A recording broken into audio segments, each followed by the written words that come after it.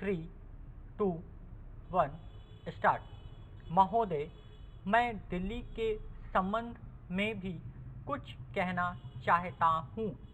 अब दिल्ली चूँकि केंद्र शासित क्षेत्र है और दिल्ली को केंद्र शासित क्षेत्र माना गया है, तो स्वभावतः दिल्ली वालों को यह आशा थी कि केंद्र से शासित होने से यहाँ पर उन्नति होगी और यहाँ के लोगों को कुछ सुविधा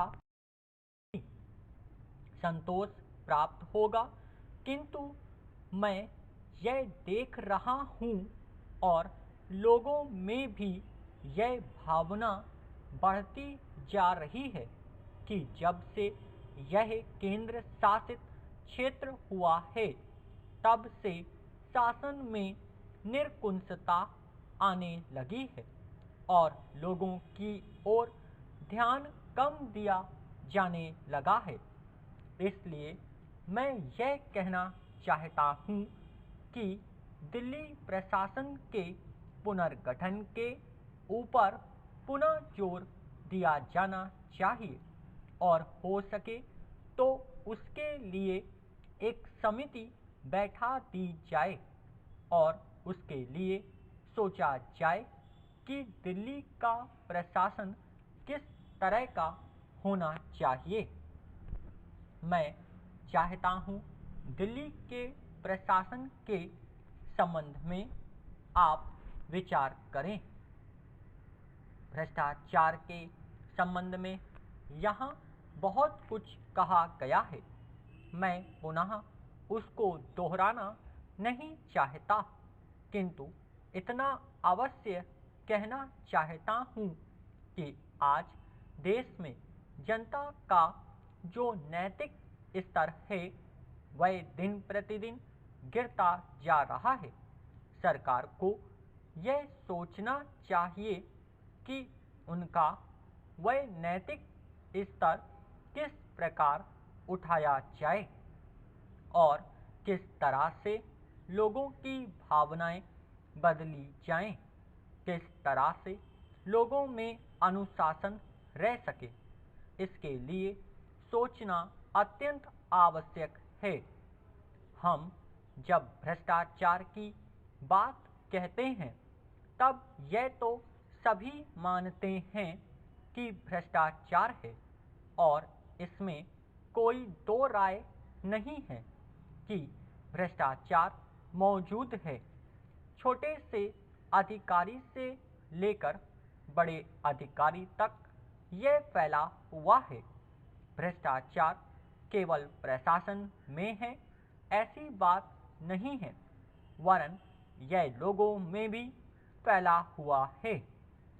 जब करों की अदायगी का प्रश्न आता है तब लोग दो दो खाते बना लेते हैं और आयकर की चोरी करने का प्रयत्न करते हैं और कर से बचने के लिए भ्रष्टाचार करते हैं। जैसे बगैर दोनों हाथ के ताली नहीं बज सकती, ठीक वही बात भ्रष्टाचार के संबंध में लागू होती है। भ्रष्टाचार के निवारण के लिए जितना अधिकारियों का कर्तव्य है, उतना ही कर्तव्य जनता का है। अधिकारियों को तो सतर्क रहना ही चाहिए, क्योंकि यह जो संसद है वह कानून बनाकर उनके हाथ में दे देती है। उसका कार्यान्वयन करने के लिए जनता और नौकरशाही को सहयोग से कार्य करना चाहिए। महोदय, प्रशासन का यह कर्तव्य हो जाता है कि वह सतर्क रहें और अधिकारी लोग अपने को निष्पक्ष रखें, किंतु जो जनता के अंदर एक गिरावट आती जा रही है वह भी एक देखने की बात है। इसलिए मैं चाहता हूँ कि सरकार कोई ऐसा प्रयत्न करे जिससे कि भ्रष्टाचार को रोकने के लिए जो लोगों का नैतिक स्तर ऊंचा होना आवश्यक है उसको ऊंचा किया जा सके। इसके लिए जो भी वह कर सकें करें। मुझे कहना तो बहुत कुछ था, लेकिन चूंकि मेरा समय समाप्त हो गया है, मैं अब और कुछ नहीं कहूँगा। महोदय, इसलिए मैं माननीय रक्षा मंत्री महोदय का ध्यान इतिहास की उस चेतावनी की ओर दिलाना चाहता हूँ कि हिमालय की चोटी पर जिसका अधिकार रहा है उसका गंगा और यमुना के मैदान पर भी अधिकार रहा है। हम इस आशा में नहीं रह सकते कि हम दुश्मन को हिमालय की चोटी से उतरने दें और फिर मैदान में उसका मुकाबला करें। मुझे याद है कि कुछ वर्ष पहले प्रधानमंत्री जी ने बड़ी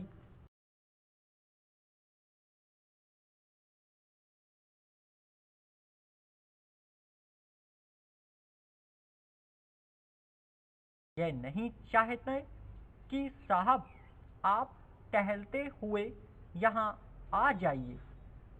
हम नहीं चाहते कि वहाँ पर कोई मुकाबला ही ना हो। मैं समझता हूँ कि अगर किसी भी सैनिक अधिकारी के दिमाग में अभी तक यह भावना है कि हम हिमालय की ऊंची चोटियों को छोड़कर नीचे मैदान में आकर युद्ध लड़ेंगे, तो उनको भ्रम में नहीं रहना चाहिए।